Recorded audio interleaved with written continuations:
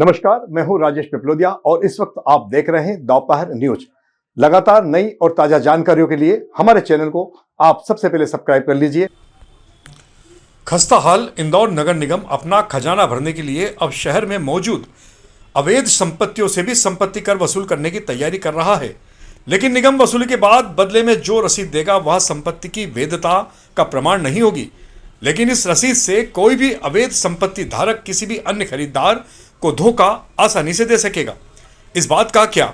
यह प्रश्न फिलहाल यक्ष प्रश्न बना हुआ है। जाहिर है, जब किसी व्यक्ति के पास टैक्स की रसीद होगी तो वह नगर निगम की ओर से वैध संपत्ति ही कहलाएगी। अपना खजाना भरने के लिए इंदौर नगर निगम अवैध और अनाधिकृत निर्माणों को कर के दायरे में लाने की तैयारी कर रहा है। ऐसे निर्माणों के संपत्ति कर खाते खोलकर उनसे टैक्स भी वसूला जाएगा। निगम का तर्क है कि जमीन पर मौजूद निर्माण निगम की सेवाओं का उपयोग करते हैं, इसलिए उन्हें कर व्यवस्था में शामिल किया जाना जरूरी है। इससे राजस्व बढ़ने के साथ अनाधिकृत निर्माणों का रिकॉर्ड भी तैयार होगा। लेकिन इस व्यवस्था के दुरुपयोग की आशंका भी है। भूमाफिया टैक्स रसीद को संपत्ति की वैधता के तौर पर पेश कर सकते हैं। इस मामले में इंदौर नगर निगम का कहना है कि इसे रोकने के लिए निगम ने रजिस्ट्रार को पत्र लिखकर आवश्यक जांच की व्यवस्था की पहल की है। फिलहाल तो निगम का कहना है कि टैक्स खाता खोलना अवैध निर्माण को वैधता देना नहीं है। टैक्स रसीद केवल कर भुगतान का प्रमाण होगी, निर्माण कर भुगतान का प्रमाण होगी, लेकिन निर्माण की वैधता का नहीं। कुल मिलाकर यह मामला पूरी तरह उलझा हुआ है। निगम तो अपना काम कर लेगा, लेकिन उन धोखाधड़ी का शिकार लोगों का क्या होगा? इस मामले में अपर आयुक्त आकाश सिंह ने भी संतुष्टिपूर्ण उत्तर नहीं दिया है। देखिए, इसमें ये रहता है कि अभी क्या होता है, हमारे जो अवैध कॉलोनी होते हैं या कहीं पे अवैध रूप से बिल्डिंग कंस्ट्रक्शन हो गई है शासकीय भूमि पे, अन्य भूमियों पे, तो उसमें अभी हमारे प्रॉपर्टी टैक्स रिकॉर्ड हम नहीं खोलते हैं। उसके लिए हम लोग चर्चा कर रहे हैं अभी कि क्योंकि अगर बिल्डिंग कंस्ट्रक्शन कुछ हुआ है तो उससे टैक्स तो आना ही चाहिए निगम को।